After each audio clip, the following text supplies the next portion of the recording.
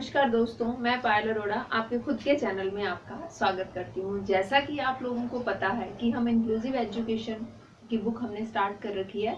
हम बीएड का सिलेबस और एनसीईआरटी की बुक्स दोनों एक साथ लेकर चल रहे हैं। इंक्लूसिव एजुकेशन की लास्ट सेकेंड यूनिट हमने स्टार्ट की थी, उसके 2 टॉपिक लगभग कंप्लीट हो चुके हैं।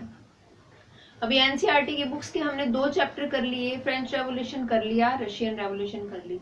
अब जो 3rd चैप्टर है उसका हिटलर का उदय और नाथसीवाद क्या है उसके बारे में आज हम अध्ययन करेंगे। तो टाइम वेस्ट नहीं करते हुए अपने वीडियो को स्टार्ट करते हैं, टॉपिक पर आते हैं। Let's start the topic. Please इस वीडियो को लाइक करें। अगर आप इस चैनल पर नए हैं तो इस चैनल को सब्सक्राइब करें और पास में जो बेल आइकन है उसे दबाना ना भूलें।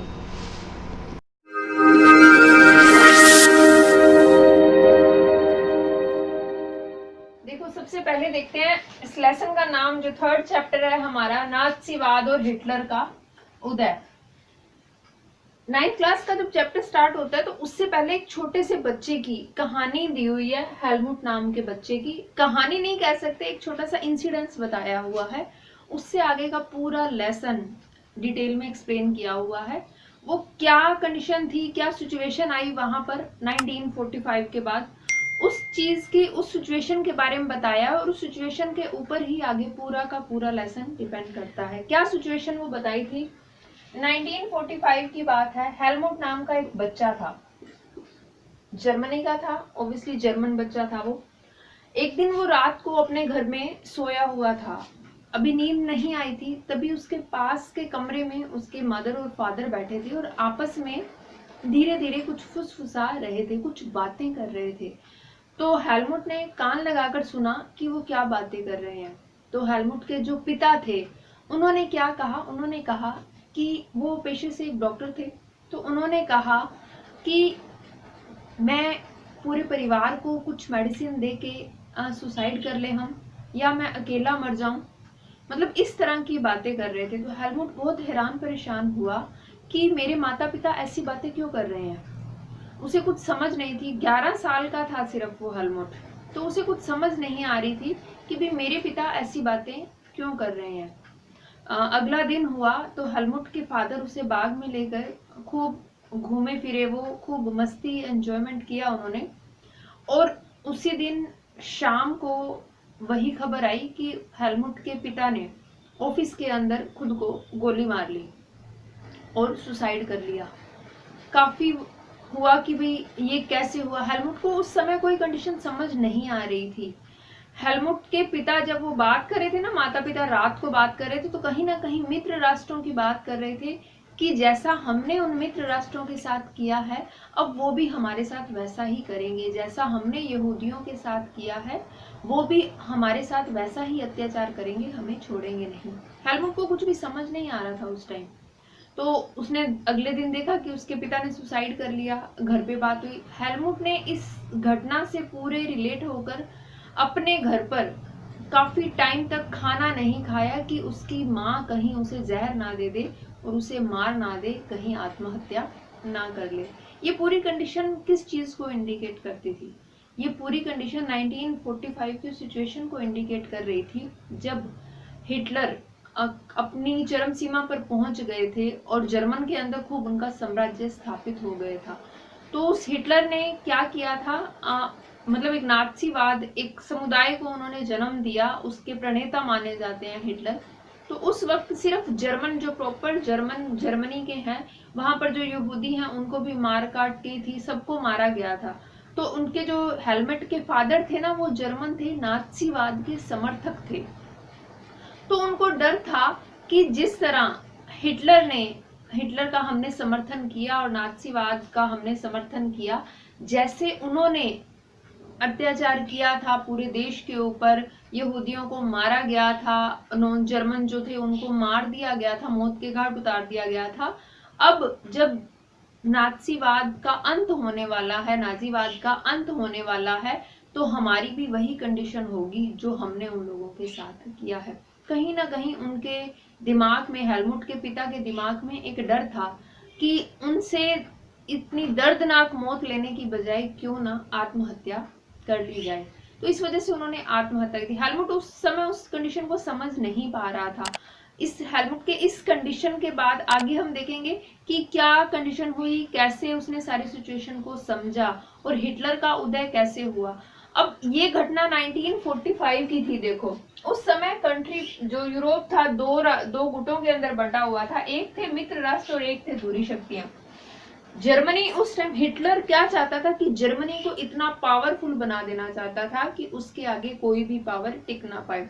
काफी टाइम तक उसने संघर्ष भी किया था इस चीज के लिए, लोगों को खूब मतलब अत्याचार भी खूब किया था। मित्र राष्ट्र हम बात करें, ब्रिटेन, फ्रांस, रशिया, अमेरिका, ये कंट्रीज आती हैं। और धुरी राष्ट्रों की बात करें तो इटली, जर्मनी एंड जापान इसके अंदर आती हैं। ये 1945 का इंसिडेंस है।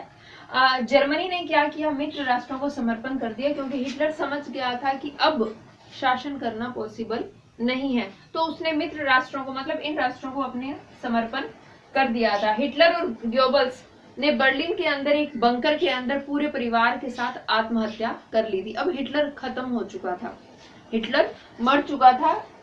मई 1945 की बात है, हिटलर मर चुका था। तो उसके बाद जो नात्सीवाद के समर्थक थे उनके मन के अंदर डर था, और हेलमुट की फैमिली भी उन्हीं नात्सीवादों में से एक थी।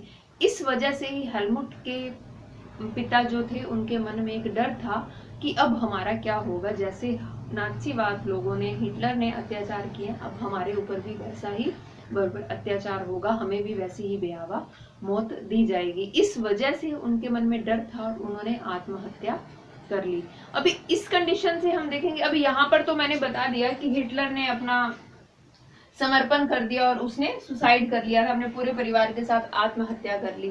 लेकिन हिटलर का उदय कैसे हुआ, क्या क्या किया उसने, क्या क्या कंडीशन हुई, वाइमर गणराज्य की स्थापना कैसे की, पूरे जर्मन को उसने स्ट्रॉन्ग किस तरह बनाया। पहले तो उसकी एक सीमा तक उसका उदय होगा, तब पतन की ओर आएंगे ना, पहले ऊपर राइजिंग होना जरूरी है, देन हम नीचे की ओर आएंगे। तो हिटलर का उदय कैसे हुआ, उसको उसके शासन का एक चरम सीमा कहां तक आई, उस चीज को इस पूरे लेसन के अंदर हम अभी स्टार्ट करते हैं कि हिटलर, सबसे पहले जर्मनी की कंडीशन क्या थी, हिटलर कैसे आया, क्या स्थिति हुई कि हिटलर इतना ऊपर आ गया, उसका उदय हुआ, नात्सीवाद को जन्म दिया गया, और क्या सारी कंडीशन थी। बात करते हैं हम अपने फर्स्ट वर्ल्ड वॉर की, प्रथम विश्व युद्ध की, वहां से स्टार्ट होगी, क्योंकि जब तक हमें बेसिक नहीं पता होगा तो हम आगे नहीं देख सकते कि जर्मनी की कंडीशन क्या थी और किस कारण हिटलर आया। सबसे पहले जर्मनी की बात करते हैं। सबसे पहले वहां पर वाइमर गणराज्य का जन्म हुआ। अब ये वाइमर गणराज्य क्या है उसके बारे में हमें पता होना चाहिए। देखो बात करते हैं 20वीं शताब्दी की, 20th सेंचुरी की बात करते हैं। उस शताब्दी में जर्मनी सबसे ताकतवर राष्ट्र था। उस समय 20वीं शताब्दी के अंदर जर्मनी काफी पावरफुल कंट्री थी, और मित्र राष्ट्र उस समय इंग्लैंड, फ्रांस और रूस थे। मतलब 1914 की बात हो रही है, उसमें मित्र राष्ट्र अभी 3 थे। अमेरिका बाद में ऐड हुआ, 1917 के अंदर अमेरिका ऐड हुआ था। तो मित्र राष्ट्र जो इंग्लैंड, फ्रांस और रूस के खिलाफ फर्स्ट वर्ल्ड वॉर जर्मनी ने स्टार्ट कर दी। जर्मनी ने इस फर्स्ट वर्ल्ड वॉर के इन 3 देशों के खिलाफ जर्मनी डटा रहा, जो कि धुरी राष्ट्र थे। उनके अंदर जापान था, जर्मनी था, ये डटे रहे इसके अंदर। बाद में मित्र राष्ट्रों के अंदर अमेरिका ऐड हो गया।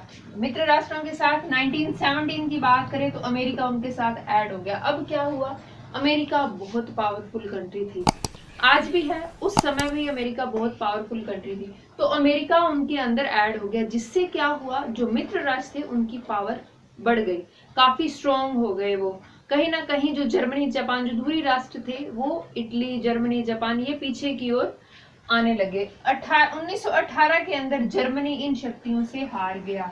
ये जो युद्ध चल रहा था 1914 to 18, फर्स्ट वर्ल्ड वॉर चली थी, 1918 के अंदर आकर जर्मनी को पराजय का फेस करना पड़ा, उसे अपनी हार देखनी पड़ी। फिर इस हार से क्या हुआ, काफी डामाडोल हो गया था जर्मनी, पूरा हिल गया था। तो जर्मनी ने अपनी राजनीतिक व्यवस्था को सुधारने के लिए वाइमर जो जगह है वहां पर एक मीटिंग बिठाई, एक राष्ट्रीय सभा आयोजित की गई अपनी राजनीतिक व्यवस्था को सुधारने के लिए कि किस तरह मैं इस पूरे देश को वापस से बैलेंस में ला सकता हूँ।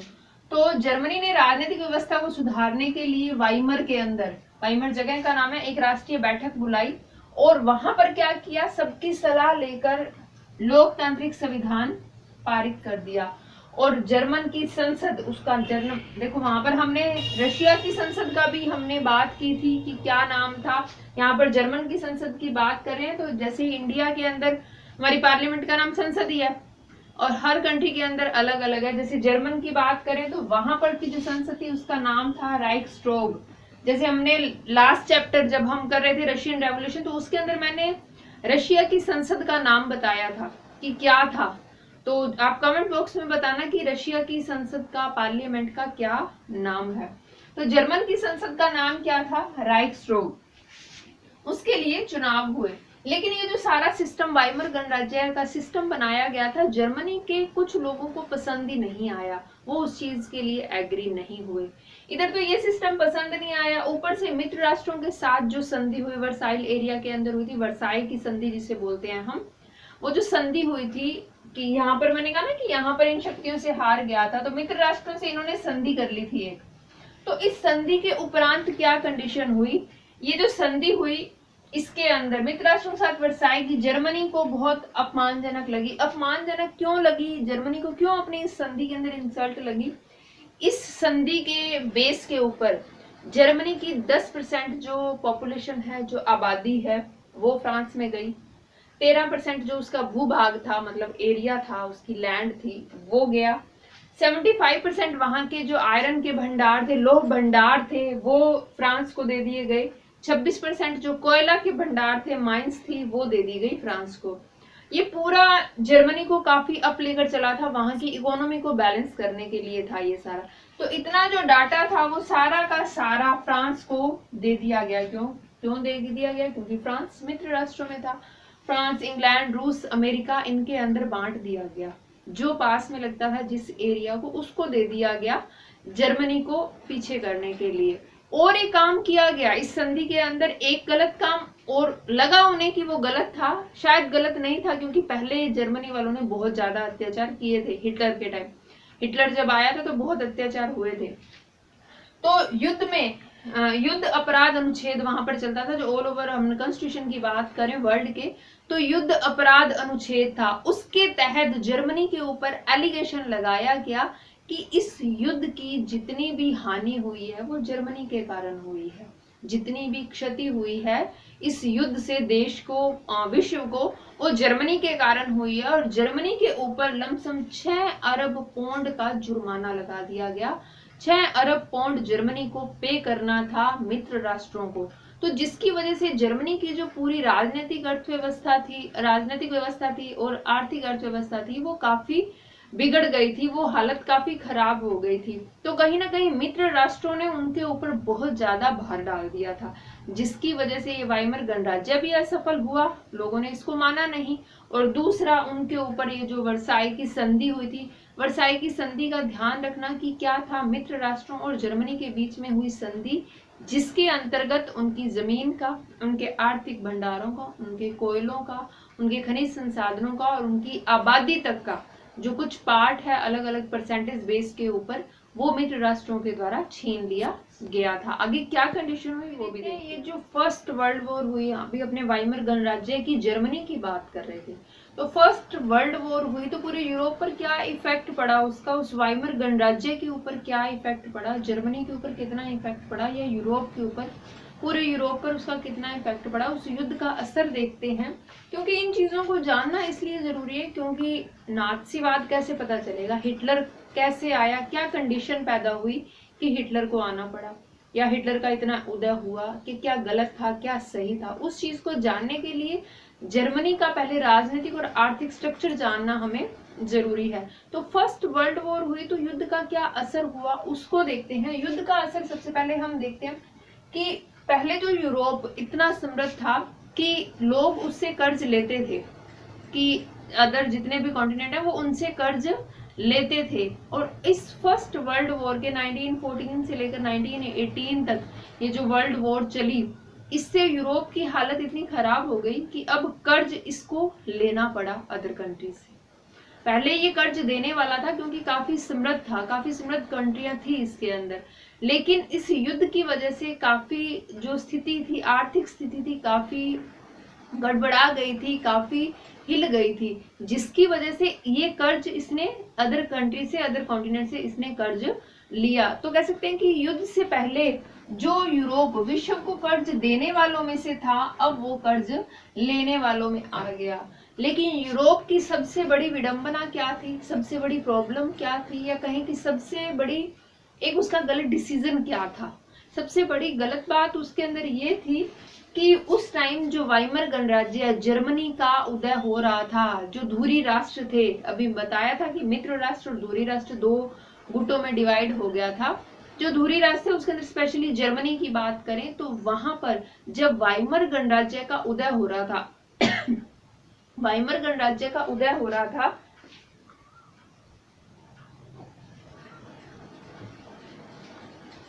तो उससे ही सारा का सारा पैसा वसूल किए जाने लगा। जैसे आपको अभी बताया था कि वाइमर गणराज्य से ही सारा का सारा उसको बताया गया कि आप ही इस युद्ध का रीजन हो, आपके कारण ही ये युद्ध हुआ है। उससे के ऊपर काफी हर्जाना लगाया गया। हर्जाना मतलब वो दंड जिसकी किसी गलती के ऊपर जो दिया जाता है, तो उसके ऊपर हर्जाना लगाया जाने लगा। जर्मनी को, स्पेशली जर्मनी को उन नवंबर के अपराधी कहकर उनका मजाक उड़ाया जाता था, क्योंकि ये जो युद्ध हुआ, जब ये एंडिंग हुई तो नवंबर के अपराधी, नवंबर के महीने की बात है, तब ये युद्ध की घटना सारी आती है। तो कहीं ना कहीं जर्मनी, पूरी जर्मनी के जो लोग थे उन्हें नवंबर के अपराधी कहकर उन्हें बेइज्जत किया जाता था।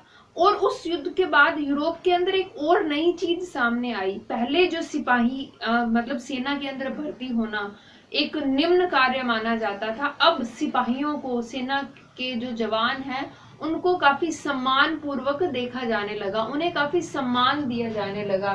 देखो यूरोप के सिपाहियों को सम्मान और उनकी महिमा गाई जाने लगी। मतलब जगह जगह पर नाटक होते थे, मंचन किया जाता था उन सिपाहियों की वीरता का। और खंदकों की जिंदगी का महिमा मंडन, अब ये खंदक क्या होते हैं, खंदकों की जिंदगी का महिमा मंडन किया जाने लगा, मतलब उनकी गाथा गाई जाने लगी। खंदक क्या थे कि युद्ध के समय जो सिपाही थे एक मोर्चा बनाते थे। मोर्चा क्या था वो कि एक गड्ढा खोद कर उसके अंदर बैठे रहते थे। अब वो युद्ध मतलब अटैक का वेट करते थे कि कब हमें मौका मिले और हम सामने वाले पर अटैक करें। इस गड्ढे के अंदर बैठना इजी नहीं था, ये गड्ढा भी ऊपर से बंद कर दिया जाता था। इस गड्ढे के अंदर जैसे लाशों को जब दफनाया जाता है उस तरह की गंदी बदबू आती थी, पास में चूहों का होना और वो चीजें। और जो दूसरी कंट्रीज हैं जो उनके ऊपर अटैक कर रही हैं वो अलग अलग जहरीली गैसों का प्रयोग करते थे, बमबारी करते थे, तो इन गड्ढों के अंदर रहना मुश्किल हो जाता था। और ये एक दिन नहीं, काफी काफी दिनों तक सैनिकों को रहना पड़ता था उस गड्ढों के अंदर। मतलब एक सैनिक दूसरे सैनिक को अपने पास ही मरते हुए देखता था। और इस यूरोप के युद्ध के बाद क्या, उनकी वीरता का गायन होने लगा। पहले ये जो काम था सेना के अंदर भर्ती होना काफी निकृष्ट कार्य माना जाता था, और इस युद्ध के बाद क्या हुआ, इनको काफी वीर समझा जाने लगा। इनकी खंदकों की कहानियां सुनाई जाने लगी कि वो सैनिक इस खंदक में रहा था, उसके साथ ऐसा हुआ, उसके साथ, मतलब काफी महिमा गाई जाने लगी। इस युद्ध के बाद इस यूरोप के अंदर ये मेनली बेसिकली चेंजेस आए। सबसे पहले कि वो कर्ज लेने वाला हो गया, मतलब उसे पैसे, क्योंकि उसकी इकोनॉमिकल कंडीशन।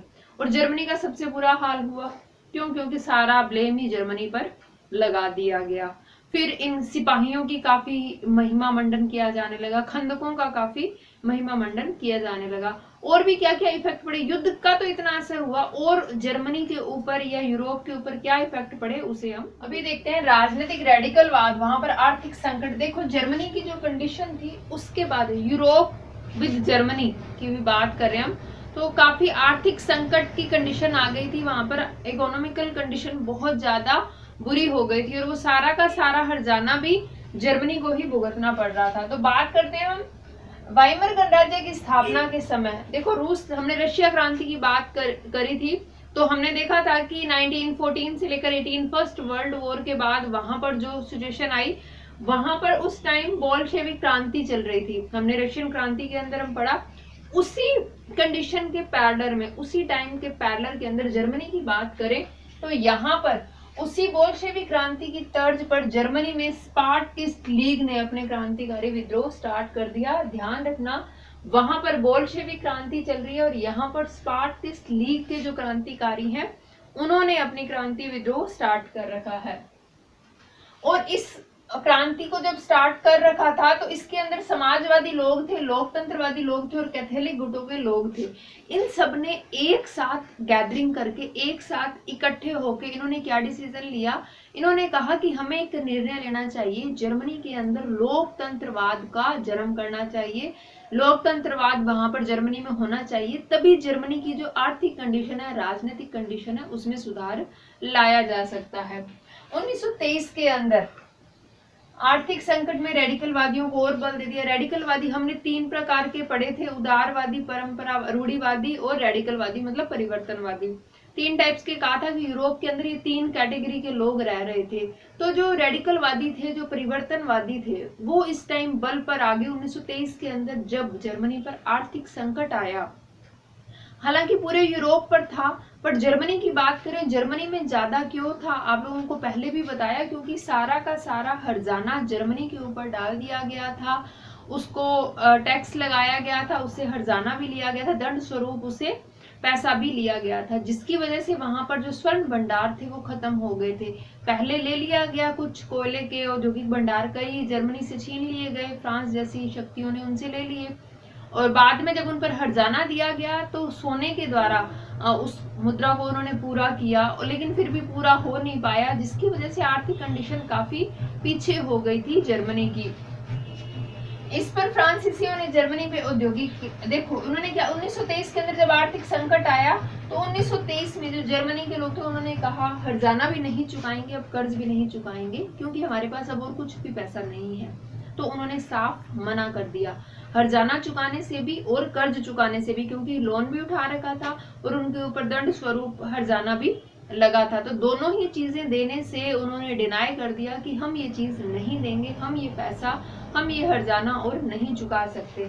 तो तभी फ्रांस ने क्या किया, वहां जर्मनी के जो औद्योगिक इलाके थे, रूर, जर्मनी का औद्योगिक इलाका रूर प्रसिद्ध था कोयला खदानों के लिए, वहां पर कोयले के सर्वाधिक भंडार थे, औद्योगिक विकास के सबसे ज्यादा डेवलप होने के आसार थे। तो फ्रांसीसियों ने क्या किया, जो औद्योगिक इलाका रूर था उसको अपने कब्जे में ले लिया, उसके ऊपर अपना कब्जा कर लिया। अब फ्रांस क्या कर सकता था, फ्रांस ने एक शांत प्रतिरोध जाहिर किया, फ्रांस ने नहीं, जर्मनी ने एक शांत प्रतिरोध जाहिर किया कि हम इसके रिटर्न में कुछ रिप्लाई देना चाहते हैं। उन्होंने रिप्लाई क्या किया कि खुद के नोट छापने स्टार्ट कर दिए। फ्रांस ने अपनी कागजी मुद्रा छापनी स्टार्ट कर दी। फ्रांस ने, जर्मनी ने अपनी जो कागजी मुद्रा है वो छापनी स्टार्ट कर दी। जर्मनी ने अपनी जो कागजी मुद्रा थी उसको मार्क का नाम दिया। अब मार्क इतनी ज्यादा मात्रा के अंदर छाप दिया कि उसकी वैल्यू बहुत कम हो गई। एक अमेरिकी डॉलर खरीदने के लिए हजारों मार्क इन्वेस्ट करने पड़ते थे, तब जाकर एक अमेरिकी डॉलर खरीदा जा सकता था। तो उसके पैसे की वैल्यू, जर्मनी के पैसे की वैल्यू धीरे धीरे इतनी कम होने लगी कि पूरे विश्व के अंदर जर्मनी एक मजाक बनकर रह गया, एक हंसी का, एक बेचारा बनकर रह गया था। सब मजाक उड़ाते थे और उस देश को एक बेचारापन दिया जाता था, एक हमदर्दी सी दिखाई जाती थी जर्मनी के साथ। इस कंडीशन को सुधारने के लिए देखो, फ्रांस ने प्रतिरोध के रूप में कागजी मुद्रा बनाई, आपको बता दिया। इस प्रतिरोध के रूप में अपने बात करें तो उन्होंने कागजी मुद्रा छापी थी, और इसकी वजह से क्या हुआ, वहां पर अति मुद्रास्फीति आ गई थी। मुद्रास्फीति मतलब पैसे की वैल्यू बहुत ज्यादा कम हो गई थी, मार्क की जो वैल्यू थी वो बहुत ज्यादा कम हो गई थी। इस पूरी कंडीशन का जायजा लेते हुए मित्र राष्ट्रों में एक कंट्री थी अमेरिका। अमेरिका ने जर्मनी का सहयोग करने की कोशिश की। तो अमेरिका ने डॉब्स नाम की एक योजना बनाई। उन्होंने कहा कि इस डॉब्स योजना के अंतर्गत क्या सिस्टम रहेगा कि जर्मनी के ऊपर ये जो जुर्माने का सिस्टम है, ये हर्जाने का जो सिस्टम है, ये दोबारा से सेटअप किया जाएगा, इतना ज्यादा इनसे नहीं लिया जाएगा, और ये जर्मनी के आर्थिक संकट से इनको उबारने के लिए अमेरिका ने उनकी हेल्प करने की सोची। इस तरह देखो जर्मनी की क्या कंडीशन रही। जर्मनी की कंडीशन हम देखें तो लोकतंत्र बनाने का निर्णय लिया गया, रेडिकलवाद भी आए, लेकिन वो सारी कंडीशन तो बाद में अप्लाई होनी थी। पहले वहां का जो आर्थिक संकट था उससे जर्मनी उबर नहीं पा रहा था। उसने कर्ज देने से मना कर दिया, हर्जाना चुकाने से उसने मना कर दिया। खुद के नोट छापने स्टार्ट कर दिए। जर्मनी में ही खुद की प्रेस बना ली गई और उस पे नोट छापे जाते थे, और वो नोट छापे जाते थे इतनी अधिक मात्रा में कर दिए थे कि भाई ठीक है, एक अमेरिकी डॉलर खरीदने के लिए हजारों करोड़ों अगर मार्क लेकर जाएं तब जाकर एक अमेरिकी डॉलर खरीदा जाता था। अब अपने 9th क्लास की बुक देखें तो उसके अंदर एक पिक्चर दी हुई है, उसके अंदर बताया गया कि एक पाव रोटी ले जाने के लिए थैला भर के मार्क लेकर जाने पड़ते थे, तब जाकर एक पाव रोटी मिलती थी। तो मतलब इतनी बुरी हालत हो गई थी कि थैले भर के तो पैसे लेकर जाना पड़ता था और हाथ मुट्ठी भर के ही सामान मिल पाता था। ये कंडीशन हो गई थी वहां पर, मतलब अति मुद्रास्फीति वहां पर आ गई थी। इसको उबारने के लिए अमेरिका ने हेल्प की डोब्स योजना के द्वारा। अब वो हेल्प हुई या नहीं वो तो बाद की बात है, लेकिन प्रयास जरूर किया गया था कि इस डोब्स योजना के द्वारा कि कहीं ना कहीं जर्मनी को इस कंडीशन से उबारा जाए, और ताकि ये आर्थिक संकट पूरे यूरोप को अपने अंदर ना ले ले।